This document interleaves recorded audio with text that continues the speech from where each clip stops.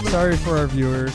Crystal, if you're watching, sorry. Steve, Jordan, Dave, anyone else watching, Alex. I thought when I was able to bring Vengeance into the mode, I felt like I thought you gave myself a chance to do something. And you just couldn't hit the ball. When I had the ball cradled, it was just like, I gotta make some progress on Vengeance because the only way I'm coming back to get you is if I can like do some damage. You got a little squirrely. I was surprised you didn't settle down a little bit more than you usually do. You felt a little fancy.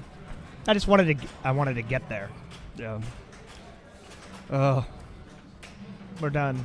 Well, I thought you guys we can still well. face each Well, other. I understand. Well, match number 1 is done. Match number 1 is done. All right. All right. Bowen, get back in here. So Josh will move over to the losers bracket, and Zach, actually, could you pick up that piece of paper in front of you? And on the losers bracket, we can see who Josh will be playing. Yeah, well, the good news for Josh is he's still alive.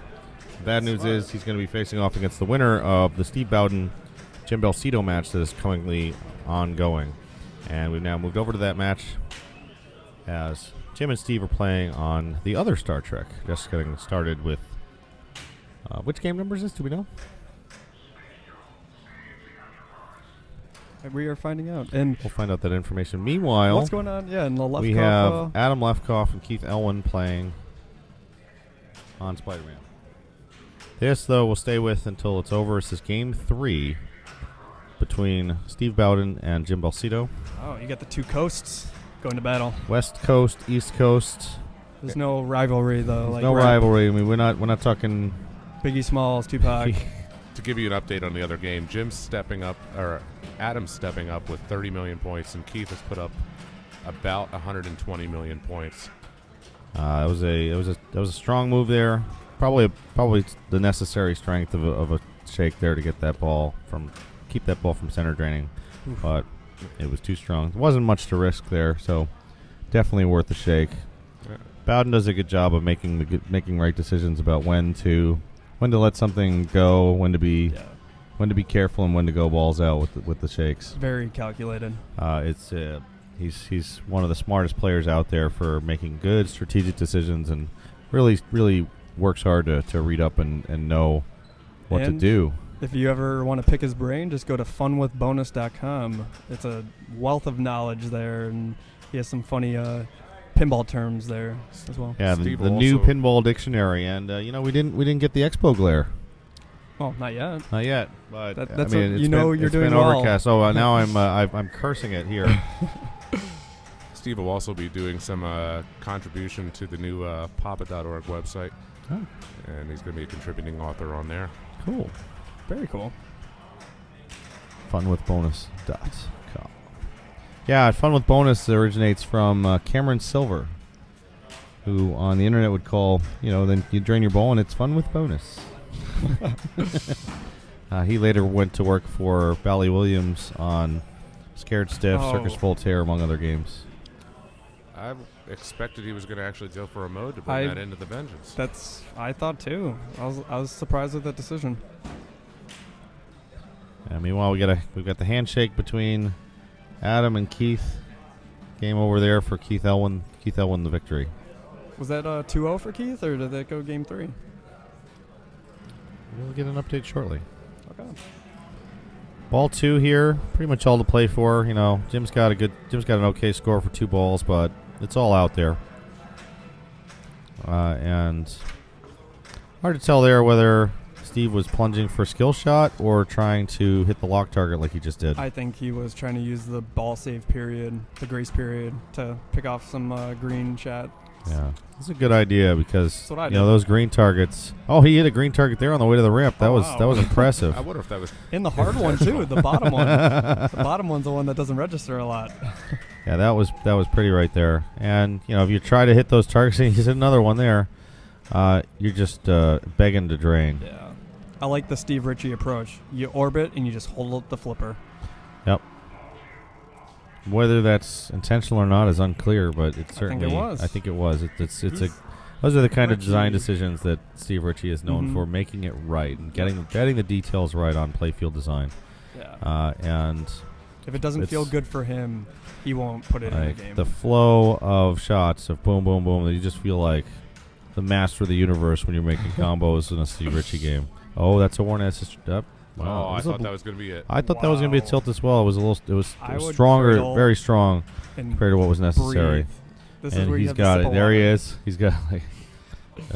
Take a sip, but I don't think Steve. Well, we'll He's see. going to time it out, I bet. Yep, Steve's I'll time punching it. Flip through. Because he can get Prime Directive. He can get, what is that, ramps? Yep. Am I It's a learning? good Is that right? timeout. So Prime Directive should be next for him. And then he'll get super ramps? And after Prime Directive, he'll get Super Ramps, which gives him a Whoa. varying score on each ramp depending on how well he's played the modes coming into it. Got it. He needs that third lock lit. Yeah. And he needs to start Prime Directive. That was an interesting shot there. I'm That surprised that he- could maybe have been an away team. Yeah, if he held up the flipper, I think that would have gone in. Here he is aiming Nice for shots. pot shot to the lock.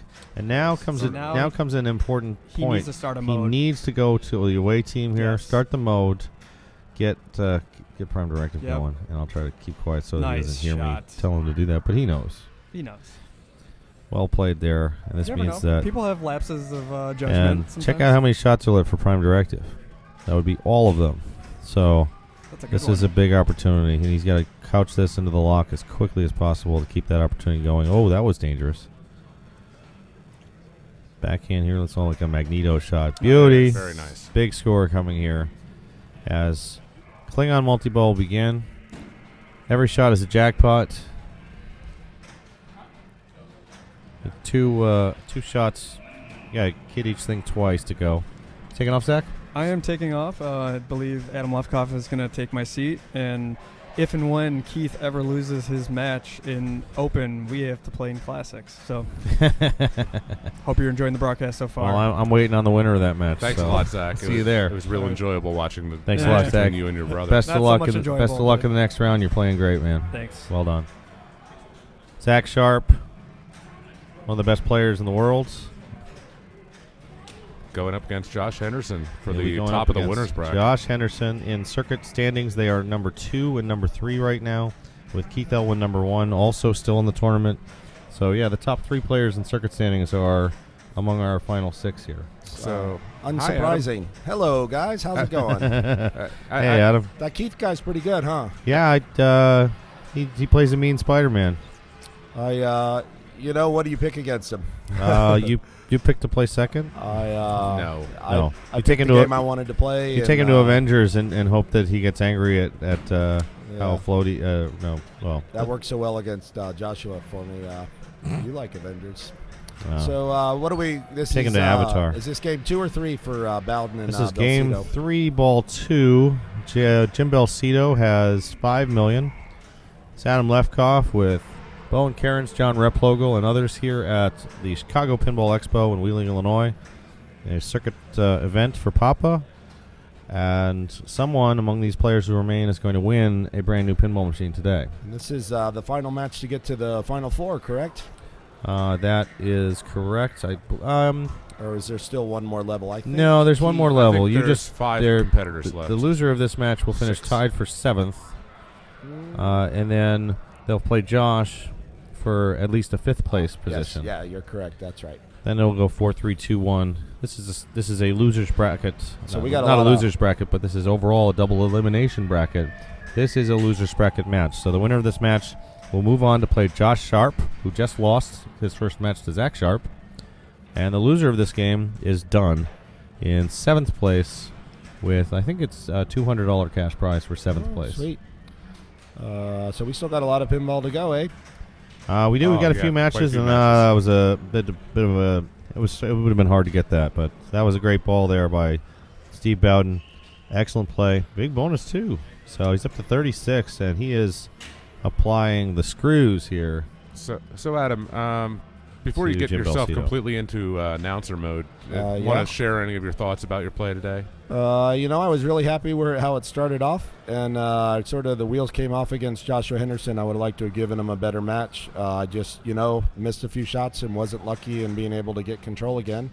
That ACDC, I felt pretty bad. I was shooting that ramp, and the rejects were just right down the middle. And I should have learned after the first one and gone to do the Zach Sharp tour thing, but I, like an idiot, tried to shoot the ramp again, and the same thing happened. So But those guys are tough, and Keith was he played great. I took him to a couple games, and he brought it. So I'm happy with how I played. I'm thrilled with my placement, and I'm excited to see how this all turns out. Yeah, well, congratulations on great play and on your great qualifying position as well. You Thanks. really.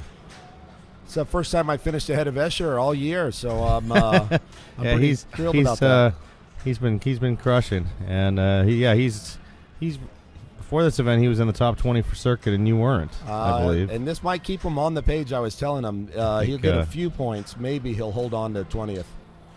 I don't know how many new guys in this tournament are going to hop in because it's all the same old guys here, right? For the most part. Look at who's here, and Josh Sharp's already up there.